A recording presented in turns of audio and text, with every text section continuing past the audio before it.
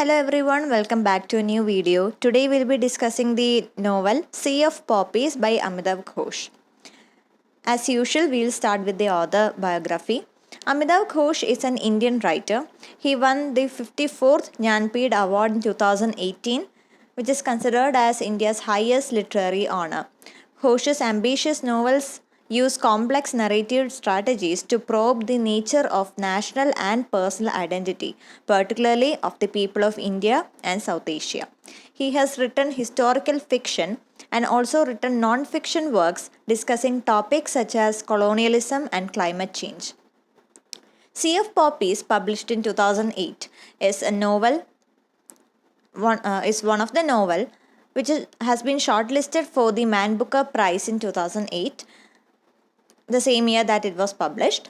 It is the first volume of the Ibis trilogy, and according to Rajneesh Mishra, the Ibis trilogy is Ghosh's most vehement indictment of the source of imperialism and colonialism.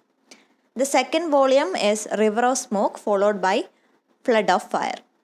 And the main characters that we can see throughout the novel is Diti, an ordinary village woman, an octoroon American sailor named Zachary Reed, an Indian Raja or Zamindar called Neil Ratan Haldar, and Benjamin Barham, an evangelist opium trader. And the historical context or the setting to the story is the First Opium War on the bank of the holy river Ganga, which is often compared to the Nile of Egypt because the Nile is considered as the lifeline of the Egyptian civilization. It has contributed a lot to the provenance and growth of the civilization and to the people living there. Exactly like that, the Ganga is also the one of the main source of Indian civilization. And as we have discussed before, many of the traders who have come to India, mostly they set trade in and around the Ganges because of its alluvial soil, and also it's because it's the main source or the main point of view where everyone come to meet. It's most like the source for providence and growth of the civilization. And he portrayed the characters as poppy seeds itself, which is the significance of the title Sea of Poppies, because the poppy seeds are large in number in the field, but not every single seed is receives full growth. Just like every single seed is uncertain about its own future, the characters are just like the seeds. They don't know what their future hold, or they are completely uncertain about their life. That is the significance of the title. And talking about the summary, the novel interweaves the story of a number of characters who all, in the later half of the novel, find themselves taking passage from Calcutta to Mauritius on a schooner named the Ibis. ഈ ഒരു നോവലിന് Ibis trilogy എന്നാണ് പറയുന്നത്. അതിൻ്റെ ഒരു പ്രത്യേകത ഇത് തന്നെയാണ്. Ibis എന്നുള്ളൊരു ഷിപ്പിൽ ഈ എല്ലാ ക്യാരക്ടേഴ്സും പല രീതിയിലുള്ള പല ബാക്ക്ഗ്രൗണ്ടിൽ നിന്ന് വരുന്ന ക്യാരക്ടേഴ്സാണ്. പല രീതിയിലുള്ള പല രീതിയിലുള്ള ബിലീഫ് സിസ്റ്റത്തിൽ നിന്ന് വരുന്ന ക്യാരക്ടേഴ്സ് ആണെങ്കിലും ഇവരെല്ലാവരും തന്നെ ഐബിസ് എന്ന ഷിപ്പിൽ എത്തിപ്പെടുന്നു. അങ്ങനെയാണ് ഐബിസ് ട്രയോളജി വരുന്നത്. ഇതിലെ ഫസ്റ്റ് വോളിയമാണ് Sea of Poppies. Poppies in the sense ഇത് ഓപ്പിയം ട്രേഡായിട്ട് കണക്റ്റായി വരുന്ന ഒരു സ്റ്റോറിയാണ്. അപ്പോൾ സ്റ്റോറി തുടങ്ങുന്നത് ഡീറ്റെയിൽ നിന്നാണ്. This is actually a very lengthy story, okay? First of all, let me say that this is actually a very lengthy story with a lot of complicated plots. So I'll be giving a very brief nutshell, okay? Just the main characters and how they all end up in the ship, and what is the main basic idea in the Sea of Poppies, the first volume, okay? Story തുടങ്ങുന്നത് DT വെച്ചിട്ടാണ്. DT നമ്മൾ നേരത്തെ പറഞ്ഞതുപോലെ വളരെ സിമ്പിളായിട്ടുള്ള Pius ആയിട്ടുള്ളൊരു ലേഡിയാണ്. ഈ ഒരു ഓപ്പിയം പ്ലാന്റേഷനിൽ വർക്ക് ചെയ്യുന്നൊരു സ്ത്രീയാണ്. മാരീഡാണ്. ഹുക്കം സിംഗ് ആണ് ഹസ്ബൻഡ്. ഹുക്കം സിംഗ് ഇതേപോലെ ഈ ഒരു ഓപ്പിയം ഫാക്ടറിയിൽ വർക്ക് ചെയ്യുന്ന ഒരു ആളാണ്. പക്ഷേ ഇയാളൊരു അഡിക്റ്റാണ്, ഓപ്പിയം അഡിക്റ്റാണ്. മാത്രമല്ല ഇമ്പോർട്ടൻ്റ് ആണ്. അങ്ങനെ ഇരിക്കെയാണ് DTക്ക് മനസ്സിലാവുന്നത് എന്താണ് ഈ ഒരു കല്യാണം കഴിച്ചുകൊണ്ട് വന്ന ആ ഒരു രാത്രി തന്നെ തൻ്റെ ബ്രദർ ഇൻ ലോ റേപ്പ് ചെയ്യുകയാണ് എന്നുള്ളൊരു കാര്യം DT മനസ്സിലാക്കുന്നത് വളരെ വൈകിയാണ്. ഒരു കുഞ്ഞ് ജനിക്കുന്നുണ്ട്. അപ്പോൾ ആ ഒരു കുഞ്ഞിൻ്റെ അച്ഛൻ ശരിക്കും ഹുക്കം സിംഗ് അല്ല, ഹുക്കം സിംഗിൻ്റെ ബ്രദർ ആണെന്നുള്ളൊരു സത്യം DT മനസ്സിലാക്കുന്നുണ്ട്. മാത്രമല്ല ഈ ഒരു റേപ്പ് എന്ന് പറയുന്നത് വീട്ടുകാരുടെ അറിവോട് കൂടി തന്നെയാണ്, മദർ ഇൻ ലോയുടെ സമ്മതത്തോടു കൂടിയാണ് ചെയ്യുന്നതെന്ന് മനസ്സിലാക്കുന്നുണ്ട്. കാരണം ഹുക്കം സിംഗ് ഓപ്പിയം അഡിക്ഷൻ കാരണം ഇമ്പോർട്ടൻ്റ് ആണ്. അതുകൊണ്ട് തന്നെ അടുത്തൊരു ഫാമിലി കണ്ടിന്യൂ ചെയ്യാൻ വേണ്ടി ഈ ഒരു മദർ ഇൻ ലോയുടെ സമ്മതത്തോടു കൂടി DTയെ ഡ്രഗ് ചെയ്ത് ബ്രദർ ഇൻ ലോ റേപ്പ് ചെയ്യാണ്. അങ്ങനെ DTയുടെ മകളായിട്ടുള്ള കബൂത്രിയുടെ ശരിക്കുള്ള അച്ഛൻ ഹുക്കം സിംഗ് അല്ല, ഈ ഒരു ബ്രദർ ആണെന്ന ഒരു സത്യം DT മനസ്സിലാക്കുന്നുണ്ട്. അതിനുശേഷം ഹുക്കം സിംഗ് ഈ ഒരു ഓപ്പിയം അഡിക്ഷൻ കാരണം മരിച്ചു പോകുന്നു. ആ സമയം DT കബൂത്രിയെ തൻ്റെ റിലേറ്റീവ്സിൻ്റെ കൂടെ താമസിക്കാൻ വേണ്ടി വിടുന്നുണ്ട്. കാരണം DTക്ക് അറിയാം ഇവിടെ സതി എന്നൊരു ആ ഒരു റിച്വൽ പ്രാക്ടീസ് ഇവിടെ അവർ ചെയ്യാറുണ്ട്. അതായത് ഹസ്ബൻഡ് മരിക്കുന്ന സന്ദർഭത്തിൽ ഭാര്യയും ആ ചിതയിലേക്ക് കൂടുതലും അവിടെ ഒരു സെൽഫ് എക്സ്പ്രഷൻ അല്ല. കാരണം സതി ഉണ്ടായതിൻ്റെ ഒരു ഹിസ്റ്ററി എടുക്കുമ്പോൾ ആദ്യമൊക്കെ ഭാര്യമാർ സ്വന്തം ആഗ്രഹപ്രകാരം ചിതയിൽ ചാടുകയാണ്, ഭർത്താവിൻ്റെ കൂടെ ആ ഒരു കൂടെ മരിക്കാൻ വേണ്ടി. ആ ഒരു രീതിയിൽ സ്വന്തം ആഗ്രഹം കൊണ്ട് ചിതയിൽ ചാടുന്ന ഒരു പ്രാക്ടീസ് ആയിരുന്നു സതി. പക്ഷെ പിൽക്കാലത്ത് അത് വളരെ ഒരു സോഷ്യൽ ഈവിലായി മാറി. അതായത് ഭാര്യയുടെ സമ്മതം ഉണ്ടെങ്കിലും ഇല്ലെങ്കിലും അവളെ ഭർത്താവിൻ്റെ ചിതയിലേക്ക് വലിച്ചെറിയുന്നു. വീട്ടുകാർ സ്വന്തം കൈകൊണ്ട് ആ ഒരു സ്ത്രീയെ വലിച്ചെറിയുന്ന ഒരു പ്രാക്ടീസായി, ഒരു സോഷ്യൽ ഈവിലായി സതി മാറുന്നുണ്ട്. അതുപോലെ തന്നെയാണ് DTയുടെ സമ്മതപ്രകാരം ഇല്ലാതെ തന്നെ ഈ ഒരു വീട്ടുകാർ ഈ ഒരു സതി റിച്വൽ നടത്താൻ വേണ്ടി അവളെ ഫോഴ്സ് ചെയ്ത് ചിതയിലേക്ക് എറിയാൻ പ്ലാൻ ചെയ്യുന്നുണ്ടെന്ന് DTക്ക് അറിയാം. മാത്രമല്ല ഇനി ജീവിച്ചിരിക്കാനാണ് ശ്രമിക്കുന്നതെങ്കിലും അപ്പോഴും ബ്രദർ ഇൻ ലോ അവിടെ ഒരു ത്രെത്തായിട്ട് നിൽക്കുന്നുണ്ട്. കാരണം ഒരു ബ്രദർ ഇൻ ലോ അത്രമാത്രം ഒരു പെർവേർട്ടായിട്ടുള്ളൊരു മനുഷ്യനാണ്. ഇയാൾ പറയുന്നത് ഭർത്താവ് മരിച്ചുപോയി, ഇനി നീ എൻ്റെ കൂടെ ജീവിതം സ്പെൻഡ് ചെയ്യൂ എന്നുള്ളൊരു രീതിയിലുള്ളൊരു ഡയലോഗ്സ് ബ്രദർ ഇൻ ലോ പറയുന്നുണ്ട്. അപ്പോൾ DTക്ക് അറിയാം രണ്ട് രീതിയിലും ഒരു മരണം തന്നെയാണ് അവിടെ നിൽക്കുന്നത്. ഒന്നെങ്കിൽ ബ്രദർ ഇൻ ലോയുടെ ആ ഒരു പീഡനം സഹിച്ച് ജീവിക്കേണ്ടി വരും, അല്ലെങ്കിൽ ഈ ഒരു സതി പ്രാക്ടീസിലൂടെ വീട്ടുകാർ തന്നെ ചിതയിലേക്ക് വലിച്ചെറിയുമെന്ന രീതിയിൽ ഒരു മരണത്തിൻ്റെ മുഖത്ത് തന്നെയാണ് DT നിൽക്കുന്നത്. ആ സമയം അവിടെ കാലുവ എന്നൊരു അൺടച്ചബിൾ വരുന്നുണ്ട്. കാലുവയും ഇതേപോലൊരു റേസിസ്റ്റ് ബാക്ക്ഗ്രൗണ്ടാണ്, അല്ലെങ്കിൽ ആ ഒരു സ്ട്രഗിളാണ് കാലുവയും ഫേസ് ചെയ്യുന്നത്. ഒരു അൺടച്ചബിൾ ആണ്, ഒരു ഡെലിറ്റ് ആണ്. അതിൻ്റെ ഒരു സ്റ്റീരിയോ ടൈപ്പ് കാരണം ഒരുപാടധികം ഒരു ഡിസ്ക്രിമിനേഷൻ കാലുവ ഫേസ് ചെയ്യുന്നുണ്ട്. കാലുവയും അവിടെ വരുന്നു, DTയെ അവിടെ നിന്ന് രക്ഷപ്പെടുത്തുന്നു. അങ്ങനെ ഇവർ രണ്ടുപേരും കൂടി ഇനി അവിടെ ജീവിക്കാൻ സാധിക്കത്തില്ല. അങ്ങനെ ഇവർ രണ്ടുപേരും കൂടി ഐബിസിൽ ട്രാവൽ ചെയ്യാൻ തീരുമാനിക്കുന്നു. ഐബിസിൽ ഇൻഡെൻജേർഡ് ലേബറേഴ്സ് ആയിട്ട്, സെർവൻസ് ആയിട്ട് ഇവർ കയറുന്നുണ്ട്. Okay, and so they are the first passengers in the Ibis. അടുത്ത ഫിഗറായിട്ട് വരുന്നത് സാക്കറി റീഡ് ആണ്. സാക്കറി റീഡ് ഒരു അമേരിക്കൻ സെയിലർ ആണെങ്കിലും ഒരു മിക്സ്ഡ് റേസ് ആണ്. അതായത് അമ്മ ഒരു ക്വാഡ്രൂൺ ആണ്, ഇന്ത്യൻ ഹെറിറ്റേജ് ആണ്. അച്ഛൻ വെസ്റ്റേൺ, ഒരു വൈറ്റ് ട്രേഡറാണ്. അപ്പം അങ്ങനെ മിക്സ്ഡ് റേസ് ആണ് സാക്കറി. പക്ഷെ സാക്കറിയുടെ സ്കിൻ കളർ കുറച്ചും കൂടി ഫെയർ ആണ്. അതുകൊണ്ട് തന്നെ ആൾക്കാർ പലപ്പോഴും സാക്കറി യൂറോപ്യൻ ആണ്, അതായത് ഫുൾ യൂറോപ്യൻ ആണെന്നാണ് വിചാരിക്കുന്നത്. സാക്കറി ആ ഒരു മാറ്റാൻ പോകാറില്ല. കാരണം മിക്സ്ഡ് ആണെന്ന് അറിയുകയാണെങ്കിൽ വീണ്ടും ഈ റേസിസം അവിടെ വരുന്നുണ്ട്. ആൾക്കാർ ആ ഒരു രീതിയിൽ ജഡ്ജ് ചെയ്യും, ആ ഒരു രീതിയിൽ മാർജിനലൈസ് ചെയ്യും. അതുകൊണ്ട് തന്നെ സാക്കറിയെ കാണാൻ തന്നെ ഒരു യൂറോപ്യൻ ഔട്ട്ലുക്കാണ് ഉള്ളത്. അതുകൊണ്ട് താനൊരു മിക്സ്ഡ് റേസിലുള്ള ആളാണെന്നുള്ളൊരു സത്യം സാക്കറി ആരോടും പറയുന്നില്ല, കഴിവതും അത് മൂടി വയ്ക്കുന്നു. പക്ഷേ അവിടെ അധിക കാലം നിൽക്കാൻ പറ്റത്തില്ല. കാരണം ഒരു വഴിയിൽ അല്ലെങ്കിൽ മറ്റൊരു വഴിയിൽ എന്തായാലും ആൾക്കാർക്ക് ആ ഒരു ഒരു കാര്യം മനസ്സിലാക്കിയെടുക്കും. അതുകൊണ്ട് തന്നെ ഐബിസിലേക്ക് കയറി ട്രാവൽ ചെയ്യാൻ സാക്കറി തീരുമാനിക്കുന്നുണ്ട്. പക്ഷെ സാക്കറി വളരെയധികം ഇൻ്റലിജൻ്റ് ആയിട്ടൊരു വ്യക്തിയാണ്. കാരണം ഇവിടെ പാസഞ്ചറായിട്ട് കയറി പിന്നീട് ഇവിടുത്തെ സെക്കൻഡ് ഇൻ കമാൻഡ് ആയിട്ട് വരെ സാക്കറി വളരുന്നുണ്ട്. And in Calcutta, he was mostly mistaken for a gentleman and enjoyed society life mainly because of his fair skin tone. And the reason because he kept his background a secret. He becomes the second mate for the ibis next voyage, carrying indentured labor to the island of Mauritius. അടുത്ത ക്യാരക്ടറായിട്ട് വരുന്നത് Neil Rathan ഹാൾഡർ.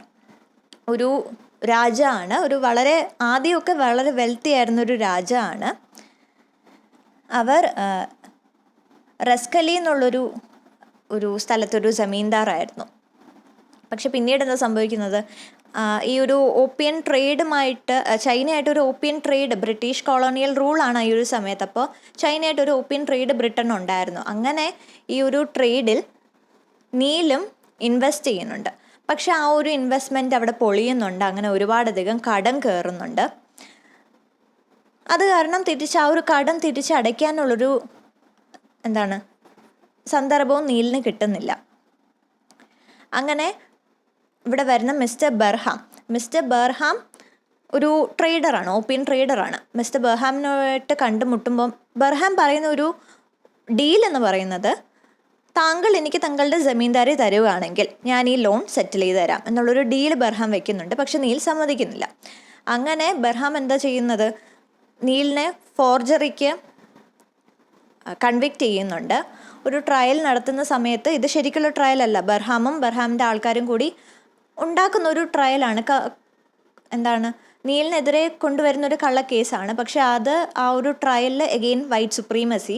So obviously Neel അവിടെ convicted ആകുന്നുണ്ട്, guilty ആണെന്ന് ആൾക്കാരെ പറയുന്നുണ്ട്. അങ്ങനെ നീലിൻ്റെ cast, ആ ഒരു ടൈറ്റിൽ, കാസ്റ്റ്, സ്റ്റാറ്റസ് എല്ലാം തന്നെ അവിടെ നഷ്ടപ്പെട്ട് നീലും ഐബിസിൽ വരുന്നുണ്ട്. കാരണം നീലിന് കിട്ടിയ സെൻറ്റൻസ് ഇതാണ്: penal transportation for 7 years in Mauritius. Okay, ആ ഒരു മൊറീഷ്യസിൽ ആ ഒരു സെൻറ്റൻസ് കിട്ടിയത് കൊണ്ട് തന്നെ മൊറീഷ്യസിലേക്ക് പോകാൻ വേണ്ടി നീൽ ഐബിസിൽ വരുന്നുണ്ട്. അവിടെ പ്രിസണിൽ വെച്ച് നീൽ ആഫട്ട് എന്നുള്ളൊരു half Chinese half Parsi opium അഡിക്റ്റിനെയും കണ്ടുമുട്ടുന്നുണ്ട്. അങ്ങനെ അവരെല്ലാം ഐബിസിലെത്തി. അടുത്ത ക്യാരക്ടർ പോളറ്റാണ്. പോളറ്റ് ഒരു ഫ്രഞ്ച് ഓർഫനാണ്. പോളറ്റിൻ്റെ ഒരു ബെസ്റ്റ് ഫ്രണ്ടും കൂടിയുണ്ട്, ആയയുടെ മകനായിട്ടുള്ള ജോഡു. ഇവർ രണ്ടുപേരും ഐബിസിൽ എത്തുന്നുണ്ടെങ്കിലും രണ്ടുപേരും രണ്ട് വഴിക്കാണ് എത്തുന്നത്. പോളറ്റിൻ്റെ ഒരു ബാക്ക്ഗ്രൗണ്ട് പറയുകയാണെങ്കിൽ, അച്ഛനൊരു പൊളിറ്റിക്കലി റാഡിക്കലായിട്ടൊരു ബോട്ടണിസ്റ്റ് ആയിരുന്നു. അമ്മ കുട്ടിക്കാലത്ത് തന്നെ മരിച്ചു പോകുന്നുണ്ട്. അപ്പോൾ മിസ്റ്റർ ആൻഡ് മിസ്സസ് ബെർൺഹാം അവരാണ് പോളറ്റിനെ ഏറ്റെടുത്തത് അച്ഛൻ്റെ മരണത്തിന് ശേഷം. മാത്രമല്ല പോളറ്റിൻ്റെ ഒരു പേഴ്സണാലിറ്റി പറയുകയാണെങ്കിൽ, ഫ്രഞ്ച് ഓർഫൻ ആണെങ്കിലും ഫ്രഞ്ച് ഹെറിറ്റേജിൽ ആണെങ്കിലും കൂടുതൽ ഇഷ്ടം ഒരു Indian manners, Indian food, Indian clothing, അങ്ങനത്തെ ഒരു ഇന്ത്യൻ ഒരു ലൈഫ് സ്റ്റൈലാണ് പോളറ്റ് പ്രിഫർ ചെയ്യുന്നത്. മാത്രമല്ല ബർഹാംസിൻ്റെ കൂടെയാണ് താമസിക്കുന്നത്. ആ സമയം സാക്കറിയും കണ്ടുമുട്ടുന്നുണ്ട്. ഒരു അട്രാക്ഷൻ അവിടെ ഉണ്ട്. പക്ഷെ പോളറ്റിൻ്റെ ഉള്ളിൽ ഒരു പ്ലാൻ ഉള്ളത് എങ്ങനെയെങ്കിലും ഇവിടെ നിന്ന് രക്ഷപ്പെടണമെന്നാണ്. കാരണം മിസ്റ്റർ ബേൺഹാം കുറച്ച് സെക്ഷൽ ഹരാസ്മെൻറ്റ് പോളറ്റിൻ്റെ നേർക്ക്, ആ ഒരു രീതിയിലുള്ളൊരു ഹരാസ്മെൻറ്റ് പോളറ്റ് നേരിടുന്നുണ്ട് മിസ്റ്റർ ബർഹാമിൻ്റെ കയ്യിൽ നിന്ന്. മാത്രമല്ല പോളറ്റിനെ ഒരു വളരെ എൽഡറായിട്ടുള്ളൊരു ജസ്റ്റിസ് കെൻഡാൽ ബുഷുമായിട്ട് കല്യാണം കഴിപ്പിക്കാനുള്ളൊരു പ്ലാൻ കൂടി ഇവർക്ക് നടത്തുന്നുണ്ട്. പോളറ്റിന് തീരെ ഈ ഒരു വിവാഹം താല്പര്യമില്ല. മാത്രമല്ല ഈ ഒരു ഹരാസ്മെൻറ്റിന് ഇനി സമ്മതിച്ചു കൊടുക്കാൻ താല്പര്യമില്ല. അതുകൊണ്ട് തന്നെ എങ്ങനെയെങ്കിലും രക്ഷപ്പെടാമെന്ന് പോളറ്റ് പ്ലാൻ ചെയ്യുന്നു. അങ്ങനെ മൊറീഷ്യസിലേക്ക് പോകാം, തൻ്റെ ആൻറ്റിൻ്റെ അടുത്തേക്ക്. പക്ഷെ അവിടെ ഒരു നല്ലൊരു ഫ്യൂച്ചർ കിട്ടുമെന്നൊരു പ്രതീക്ഷയിൽ പോളറ്റ് ഐബിസിൽ കയറുന്നുണ്ട്. ജോഡു അവിടെ ഒരു ലസ്കാറായിട്ടാണ് ഐബിസിൽ കയറുന്നത്, again for a better future. Paulette ഇവിടെ ശരിക്കും ഒരു ഇന്ത്യൻ ഡിസ്കൈസിലാണ് വരുന്നത്. കാരണം ഫ്രഞ്ച് ആണെന്ന് അറിയുകയാണെങ്കിൽ ഒരു പക്ഷേ അവിടുന്ന് മാറ്റി നിർത്തും, അല്ലെങ്കിൽ ശരിക്കും ആ ഒരു സ്പേസിൽ ഒരു ഡിസ്കൈസ് ഇല്ലെങ്കിൽ ബേൺഹാമിൻ്റെ ഷിപ്പാണ് ഐബിസ്, ബേൺഹാം കണ്ടുപിടിക്കും എന്നുള്ളൊരു കാര്യമുള്ളതുകൊണ്ട് പോളറ്റ് ഒരു ഡിസ്കൈസിലാണ് വരുന്നത്. And then the numerous plot development is facilitated by Nob Kisin Babu, a Vaishnavite would-be priest who is working as an overseer for Mr. Burnham and comes to believe that Zachary is an avatar of Krishna. അങ്ങനെ ഒരുപാടധികം plot ഇതിൻ്റെ അകത്ത് വരുന്നുണ്ടെങ്കിലും മെയിനായിട്ടുള്ള ക്യാരക്ടേഴ്സും അവരെങ്ങനെയാണ് ഐബിസിൽ എത്തിപ്പെടുന്നത് എന്നുള്ളൊരു idea ഇതാണ്. As the stories converge, the ibis become a shelter to these various misfits and exiles. A crisis on board is perpetrated when Jodu is violently punished for talking to one of the women being transported. He is imprisoned with Haldar and Afat, and along with Sarang Ali, who is a pirate, whose secret piratical past has become known, hatches a plan to escape. Meanwhile, Diti intercedes on behalf of the woman but is recognized by a relative who tries to rape her and flog Kalua. Kalua manages to kill him. The novel closes with Neil, Afat, Jodu, Sarang Ali and Kalua escaping in a long boat towards Singapore, while Diti, Paulette and Zachary proceed towards Mauritius. അപ്പോൾ basically ഒരുപാടധികം plot points വരുന്നുണ്ടെങ്കിലും basically ഇതാണ് കഥ. ഒന്ന്, അവിടുത്തെ ഇൻഡച്ചേർഡ് labourers കുറേ പേരുണ്ട്, servants ഒരുപാട് പേരുണ്ട്. അങ്ങനെ ഒരു മുനിയ എന്നുള്ളൊരു സെർവൻ്റായിട്ട് ജോഡു കാണുന്നുണ്ട്, ഒരു അട്രാക്ഷൻ ഫീൽ ചെയ്യുന്നുണ്ട്. അങ്ങനെ അവർ സംസാരിക്കുന്ന സമയത്ത് ഈ ഒരു റേസിസം അഗെയിൻ നമുക്ക് കാണാൻ പറ്റും. അങ്ങനെ സെർവൻസ് ആയിട്ട് സംസാരിക്കാൻ പാടില്ല, അവരായിട്ട് ഇൻട്രാക്ട് ചെയ്യാൻ പാടില്ല എന്നൊരു റൂൾ അവിടെ ഉണ്ട്. അതുകൊണ്ട് തന്നെ ജോഡുവിനെ ആ ഒരു മുനിയായിട്ട് സംസാരിക്കുന്ന ഒരു കാര്യം കണ്ടുപിടിക്കുമ്പോൾ ജോഡുവിനെ പണിഷ് ചെയ്യുന്നുണ്ട്. മാത്രമല്ല ആ സമയത്താണ് ഹൽദാർ, ആഫത്ത് അവിടെ പ്രിസണിൽ കിടക്കുകയാണ് മൗറീഷ്യസിൽ പോകാൻ വേണ്ടി. ആ സമയം സെറാങ് അലി എന്നൊരു പൈററ്റും ഈ ഒരു ഐബിസിൽ കയറുന്നുണ്ട്. ജോഡു, ഹൽദാർ, ആഫത്ത്, സെറാങ് അലി ഇവർ 4 പേരും മീറ്റ് ചെയ്യുന്നുണ്ട്. ഇവിടുന്ന് എസ്കേപ്പ് ചെയ്യാൻ വേണ്ടി അവർ പ്ലാൻ ചെയ്യുന്നുണ്ട്. ആ സമയം ഡിടിയുടെ റിലേറ്റീവ്സ് ഇപ്പോഴും അവൾക്ക് മാപ്പ് കൊടുത്തിട്ടില്ല, അവളെ തപ്പി വരുന്നുണ്ട്. അങ്ങനെ ഡിടിയുടെ ഒരു റിലേറ്റീവായിട്ടുള്ള ബൈറോ സിംഗും ഡിടിയുടെ ആ ഒരു വെഡ്ഡിങ് നൈറ്റിൽ ഡിടി ഡ്രഗ് ചെയ്ത് ആ ഒരു ബ്രദറിലോ റേപ്പ് ചെയ്യുന്ന സമയത്ത് ബൈറോ സിംഗും റൂമിലുണ്ടായിരുന്നു എന്ന് പറയുന്നുണ്ട്. So we can guess his personality or what his actual mindset is. Bhyro Singh ഇവിടെ വരുന്നത് ഡിടിയെ തിരിച്ച് കൊണ്ടുപോകാനാണ്, കാലുവെ കൊന്ന് ഡിടിയെ തിരിച്ച് കൊണ്ടുപോകാൻ വേണ്ടിയാണ്. പക്ഷേ ഷിപ്പിൻ്റെ അകത്ത് വെച്ച് ബൈറോ സിംഗ് തന്നെ ഡിടിയെ റേപ്പ് ചെയ്യാൻ ഒരു അറ്റംപ്റ്റ് നടത്തുന്നുണ്ട്. പക്ഷെ അൾട്ടിമേറ്റ്ലി കാലുവ ഇൻ്റർഫിയർ ചെയ്യുന്നുണ്ട്, കാലുവ ബൈറോ സിംഗിനെ കൊല്ലുന്നുണ്ട്. അങ്ങനെ ഈ ഒരു നോവൽ അവസാനിക്കുന്ന സമയത്ത് നീൽ, ആഫഡ്, ജോഡു, സെറാങ് അലി, കാലുവ ഇവരെല്ലാവരും കൂടി ഒരു ലോങ് ബോട്ടിൽ സിംഗപ്പൂരിലേക്ക് എസ്കേപ്പ് ആകുന്നു. ഡിടി, പോളറ്റ്, സാക്കറി ഇവർ 3 പേരും മൗറീഷ്യസിലേക്ക് പ്രൊസീഡ് ചെയ്യുന്നു. ഈ ഒരു സെക്ഷനോടെയാണ് ഈ first volume sea of poppies തീരുന്നത്. ഇതിലെ മെയിൻ തീംസ് എന്ന് പറയുന്നത് കൊളോണിയലിസം ആൻഡ് ഇമ്പീരിയലിസം നമുക്ക് കാണാം. ഇതിൻ്റെ ഹിസ്റ്റോറിക്കൽ കോണ്ടെക്സ്റ്റ് തന്നെ ഓപ്പിയം വാറാണ് വരുന്നത്. മാത്രമല്ല എങ്ങനെയാണ് ഈ ഒരു കൊളോണിയലിസം കാണുന്നതെന്ന് ഇതിൻ്റെ ബേസിക് ഐഡിയ എന്ന് പറയുന്നത് ബ്രിട്ടീഷ് റൂൾ ഇൻ ഇന്ത്യ. അതാണ് കൊളോണിയലിസത്തിൻ്റെ നല്ലൊരു എക്സാമ്പിൾ. നമുക്ക് നീലിൻ്റെ ഒരു ക്യാരക്ടർ തന്നെ എക്സാമ്പിളായിട്ട് വെക്കാൻ പറ്റും. കാരണം നീലൊരു ജമീന്ദാറാണ്, വെൽത്തി ആയിട്ടൊരു രാജാവാണ്, പക്ഷെ പേരിന് മാത്രമേ ഉള്ളൂ. കാരണം നീലിൻ്റെ പുറത്തുള്ള പ്രൈം കൺട്രോൾ ബ്രിട്ടീഷേഴ്സിനാണ്, അല്ലെങ്കിൽ ഓപ്പിയം ട്രേഡർ ആയിട്ടുള്ള മിസ്റ്റർ ബേൺഹാമിനാണ്. ആ ഒരു എക്സ്പ്ലോയിറ്റേഷനും ഒപ്രഷനുമാണ് കൊളോണിയലിസം. ഇമ്പീരിയലിസം എന്ന് പറയുന്നത് ഈ ഒരു ഓപ്പിയം ട്രേഡാണ്. കാരണം ബ്രിട്ടീഷേഴ്സിന് ഒരിക്കലും ചൈനയുടെ മുമ്പിൽ അല്ലെങ്കിൽ ചൈനയുടെ പുറത്തൊരു കൺട്രോൾ ഇല്ലായിരുന്നു, ഇന്ത്യയുടെ പുറത്തുള്ളത് പോലെ ഒരു കൊളോണിയൽ കൺട്രോൾ ഇല്ലായിരുന്നു. പക്ഷെ എന്നാൽ പോലും ഇൻഡയറക്ട്ലി അവർക്കൊരു സ്വാധീനം ഉണ്ടായിരുന്നു. എങ്ങനെ? Through this opium trade. അതാണ് ഇമ്പീരിയലിസം എന്ന് പറയുന്നത്.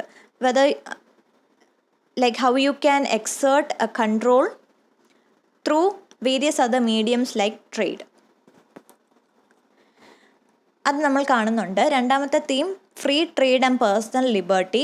കാരണം ഇവിടെ പേഴ്സണൽ ലിബർട്ടി അല്ലെങ്കിൽ ഫ്രീഡം എന്ന് പറഞ്ഞാൽ വളരെ സബ്ജക്റ്റീവാണ്. ഡിടി അല്ലെങ്കിൽ കാലുവെ പോലത്തുള്ള ആൾക്കാർക്ക് അവരെ മാർജിനലൈസ്ഡ് ആയിട്ടൊരു കമ്മ്യൂണിറ്റിയാണ്. ഇൻഡെൻചേർഡ് സെർവൻ്റ് അല്ലെങ്കിൽ അൺടച്ചബിൾ എന്നൊരു ഇതിൽ അവർക്ക് ഫ്രീഡം അവിടെ ഇല്ല. പക്ഷെ അതേസമയം ബേൺഹാമിനെ പോലത്തുള്ള അവർ മാക്സിമം ഫ്രീഡം യൂസ് ചെയ്യുന്നവരാണ്. അല്ലെങ്കിൽ അവരെ സംബന്ധിച്ചിടത്തോളം ഫ്രീ ട്രേഡ് എന്ന് പറയുന്നത് ഒരു ഫണ്ടമെൻ്റൽ റൈറ്റാണ്. ഒരു ഫിലോസഫിയെക്കാട്ടിലും ഒരു റൈറ്റായിട്ടാണ് അവർ കാണുന്നത്. ആ ഒരു ഫ്രീഡത്തിൻ്റെ സബ്ജക്റ്റീവ്നെസ് അത് നമുക്ക് കാണാൻ പറ്റും. അടുത്തൊരു തീം എന്ന് പറഞ്ഞാൽ റേസ് ആൻഡ് ക്ലാസ് ഹൈറാർക്കിയാണ്. ഞാൻ പറഞ്ഞതുപോലെ തന്നെ ഡിടി, കാലുവ ഇവരെല്ലാം തന്നെ, ഡിടി ഒരു ഇൻഡെൻചേർഡ് സെർവൻ്റാണ്. മോർ ഓവർ വിമൺ എന്നൊരു ജെൻഡറിൽ പെട്ടത് കൊണ്ട് തന്നെ ആ ഒരു ഒപ്രഷൻ നമുക്ക് കാണാൻ പറ്റും. She is actually made to face a lot of harassment, especially sexual harassment.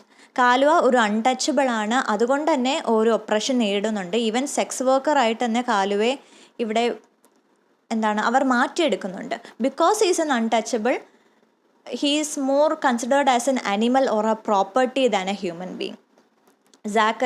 സാക്കറി തൻ്റെ മിക്സ്ഡ് ഹെറിറ്റേജ് മറയ്ക്കാനുള്ള മെയിൻ കാരണം ഈ ഒരു റേസിസം തന്നെയാണ്. കാരണം ഒരുപക്ഷെ തൻ്റെ സീക്രട്ട് പുറത്ത് വന്നിരുന്നെങ്കിൽ ഒരുപക്ഷെ ആരും ജെന്റിൽമെന്നായിട്ട് കാണത്തില്ല, അല്ലെങ്കിൽ ആ ഒരു സോഷ്യൽ ലൈഫ് അത്രയും എൻജോയ് ചെയ്യാൻ പറ്റത്തില്ല. ആ ഒരു റേസിസത്തിൻ്റെ ഒരു പേടിയുള്ളത് കൊണ്ടാണ് തൻ്റെ ഹെറിറ്റേജ് സാക്കറി മറച്ചു വയ്ക്കുന്നത്. ആൻഡ് ദെൻ നീലും ക്ലാസ് ഹൈറാർക്കി പെട്ടെന്നൊരു ക്യാരക്ടറാണ്. ഒരു ജമീന്ദാറായിരുന്നു. നീലിൻ്റെ ഏറ്റവും വലിയൊരു പണിഷ്മെൻ്റ് എന്ന് പറയുന്നത് മൊറീഷ്യസിലേക്ക് കടത്തുന്നതല്ല, ഈ ഒരു ഫോർജറി കാരണം തൻ്റെ കാസ്റ്റ്, തൻ്റെ സ്റ്റാറ്റസ് നഷ്ടപ്പെട്ടല്ലോ എന്നുള്ളൊരു നഷ്ടമാണ് ഏറ്റവും കൂടുതൽ നീലിനെ സംബന്ധിച്ച് വലിയൊരു നഷ്ടമായിട്ട് നിൽക്കുന്നത്, ആ ഒരു പ്രിസൺ സെൻറ്റൻസ് അല്ല. And then Jodu again he's made to he's imprisoned just because he talk to a servant. ആ ഒരു സെർവൻറ്റിനോട് സംസാരിക്കുക, ഇൻട്രാക്ട് ചെയ്യുന്നത് ഫോർബിഡൻ ആയതുകൊണ്ട്, ഒറ്റൊരു കാരണം കൊണ്ടാണ് ജോഡുവിനെ ഇംപ്രസൻ ചെയ്യുന്നത്. അതുകൊണ്ട് തന്നെ ആ ഒരു ഇൻഡെഞ്ചേർഡ് ലേബറേഴ്സ് അല്ലെങ്കിൽ അവരായിട്ട് സംസാരിക്കുന്ന ആൾക്കാരെയൊക്കെ കുറച്ചും കൂടി ഹ്യൂമൻ ബീങ് ആയിട്ടല്ല കാണുന്നത്, ഒരു രീതിയിൽ പ്രോപ്പർട്ടി ആയിട്ട് തന്നെയാണ്, അല്ലെങ്കിൽ ഒരുപാട് പ്രാവശ്യം ഒപ്രസ് ചെയ്യാൻ പറ്റുന്ന ആൾക്കാരായിട്ടാണ് കാണുന്നത്. ഒരു വൈറ്റ് സുപ്രീമസി നമുക്ക് കാണാൻ പറ്റും. And then there is the illusion of the rule of law. നിയമം എന്ന് പറയുന്നത് വളച്ചൊടിക്കാൻ പറ്റുന്നൊരു കാര്യമാണ് എന്നുള്ള രീതിയിൽ കാണുന്ന ഒരു മൈൻഡ് സെറ്റാണ് നമ്മൾ കാണുന്നത്. Mainly Neel and Burnham. കാരണം ബേൺഹാം ഒരു ഡീല് വെക്കുന്നുണ്ട്, ജമീന്ദാരി ബേൺഹാമിന് കൊടുക്കുകയാണെങ്കിൽ നീലിൻ്റെ ലോൺ എല്ലാം ബേൺഹാം സെറ്റിൽ ചെയ്ത് കൊടുക്കാമെന്ന് പറയുന്നു. നീലിന് അത് സമ്മതമല്ല. പക്ഷേ ആ ഒരു കാര്യം അക്സെപ്റ്റ് ചെയ്യുന്നതിന് പകരം ബേൺഹാം എന്താണ് ചെയ്യുന്നത്? നിയമത്തെ വളച്ചൊടിക്കുന്നു. നിയമത്തെ അഡ്വാൻറ്റേജ് എടുത്തുകൊണ്ട് ആ ഒരു നിയമം ഉപയോഗിച്ച് തന്നെ നീലിനെതിരെ കള്ളക്കേസ് ഉണ്ടാക്കുന്നു, ഇംപ്രിസൺ ചെയ്യുന്നു. ആ ഒരു ലോയിൻ്റെ ആ ഒരു ഫ്ലെക്സിബിലിറ്റി പറയാൻ പറ്റുന്നുണ്ട്. And then there is the personal transformation. Zachary, he is a mixed race but he tries to deny that, and he often portray himself as European. Paulette, even though she is a French orphan, she is more comfortable in Indian clothing, Indian food, and that's exactly the reason why she disguised as an Indian lady when she came aboard Ibis. And then DT, Kaluwa, they come from the marginalized caste, and Kaluwa is actually an untouchable. So by marrying him or like entering into a relationship with him, DT is also undergoing a transformation of caste mainly. ഇത്ത രീതിയിൽ personal transformation കാണാൻ പറ്റും. Simple ആ motive വരുമ്പോൾ again physical attributes നമ്മൾ നേരത്തെ ഒരു personal transformation എന്ന തീമായിട്ട് കണക്ട് ചെയ്യാൻ പറ്റുന്നതാണ്. സാക്കറി, പോളറ്റ്, DT, കാലുവ ഇവരെല്ലാം തന്നെ ഫിസിക്കൽ ആട്രിബ്യൂട്ട്സിൽ പെടുന്ന ഒരു ക്യാരക്ടേഴ്സാണ്. എങ്ങനെയാണ് അവർ ഒരു ഐഡൻറ്റിറ്റിയിൽ നിന്ന് മറ്റൊരു ഐഡൻറ്റിറ്റിയിലേക്ക് പോകുന്നത്. And then DT strain. കാരണം DTക്ക് 2 shrine ഉണ്ട്. ഒന്ന് ഫാമിലി shrine ഉണ്ട്, രണ്ടാമത്തേത് ഐബിസിൽ കുത്തിവെക്കുന്ന ഒരു shrine-ആണ്. ഈ ഒരു നോവൽ തുടങ്ങുന്ന സമയത്ത് DTക്ക് ഒരു സ്വപ്നം വരുന്നുണ്ട്. ഈ ഒരു ഐബിസിനെ DT സ്വപ്നത്തിൽ കാണുന്നുണ്ട്. അപ്പോൾ ആ ഒരു ഓപ്പണിംഗ് തന്നെ ഒരു ഫോർ ഷാഡോയിങ് ആണ്. അതായത് ഇനിയുള്ള സംഭവങ്ങളിൽ DT ഐബിസിൽ പെടുമെന്നും അല്ലെങ്കിൽ വന്ന് പെടുമെന്നും ഇനിയുള്ള കാര്യങ്ങളെല്ലാം ഈ ഒരു ഐബിസിൽ എത്തുന്നതോട് കൂടി DTയുടെ ലൈഫ് തന്നെ മറിയുന്നുണ്ടെന്നുമുള്ളൊരു ഫോർ ഷാഡോയിങ് ആണ് ആ ഒരു സ്വപ്നം അല്ലെങ്കിൽ ആ ഒരു ഷ്രൈൻ കൊണ്ട് ഉദ്ദേശിക്കുന്നത്. Sexual assault is another simple. DT മാത്രമല്ല ഇവിടെ വരുന്നത്, കാലുവയും സെക്ഷൽ അസോൾട്ട് നേരിടുന്ന ഒരു വ്യക്തിയാണ്. ബേൺഹാമും സെക്ഷൽ അസോൾട്ടിനൊരു വിക്റ്റിമാണ്. കാരണം ബേൺഹാമിൻ്റെ ചൈൽഡ്ഹുഡിൽ ഒരു സെക്ഷൽ അസോൾട്ട് ഫേസ് ചെയ്തിട്ടുള്ളൊരു ക്യാരക്ടറാണ്. And then opium and poppy seed. Opium mainly ഇതൊരു ഹിസ്റ്റോറിക്കൽ കോണ്ടെക്സ്റ്റ് ആയിട്ട് വരുന്നതാണ്. മാത്രമല്ല DT ഒരു ഓപ്പിയം വർക്കറായിരുന്നു. കാലുവയും ആ ഒരു കമ്മ്യൂണിറ്റി, ഇന്ത്യൻ കമ്മ്യൂണിറ്റീസിനെ മെയിനായിട്ട് ബ്രിട്ടീഷുകാർ ഉപയോഗിച്ചിരുന്നത് ഈ ഒരു ഇൻഡെഞ്ചേർഡ് സെർവൻസ് ആയിട്ടാണ്, ലേബറേഴ്സ് ആയിട്ടാണ്. ഓപ്പിയം ട്രേഡ് വളർത്താൻ വേണ്ടിയാണ് ഇവർ കൂടുതലും ഈ ഒരു ഇന്ത്യൻസിനെ ഉപയോഗിച്ചിരുന്നത്. And then the poppy seed, ഞാൻ തുടക്കത്തിൽ പറഞ്ഞ പോലെ തന്നെ ക്യാരക്ടേഴ്സായിട്ടുള്ളൊരു സിമിലിയാണ്. കാരണം ഇവരെല്ലാവരും തന്നെ പല ബാക്ക്ഗ്രൗണ്ടിൽ നിന്ന് വരുന്നതാണെങ്കിലും ഇവരെല്ലാവരും തന്നെ ഈ പോപ്പി ഫീൽഡ് പോലെ തന്നെ എല്ലാവരും ഒറ്റ സ്ഥലത്ത് പെടുകയാണ്. മാത്രമല്ല ഇവരാർക്കും തന്നെ ഇവരുടെ ഭാവിയെക്കുറിച്ച് ഒരു രീതിയിലുള്ളൊരു ഉറപ്പുമില്ല. എന്തായിരിക്കും അവരുടെ ഭാവി, അല്ലെങ്കിൽ എന്തായിരിക്കും ഇനി അവരുടെ ജീവിതം എന്നുള്ളത് കംപ്ലീറ്റ്ലി അൺസർട്ടൺ ആണ്. Just like the poppy seeds. അതാണ് അവിടെ ഒരു സിമ്പൽ അല്ലെങ്കിൽ മോട്ടീഫായിട്ട് വരുന്നത്. So I hope this was somewhat understandable, because even though this is a very complex novel and there's a lot of characters and plot points, this is a brief nutshell and the main themes and symbols we can see in the work. So if you were able to understand, do like the video, and if you feel like I have left out any other point, you can include that in the comment section as well. And I'll see you in the next video. Till then, take care. Thank you.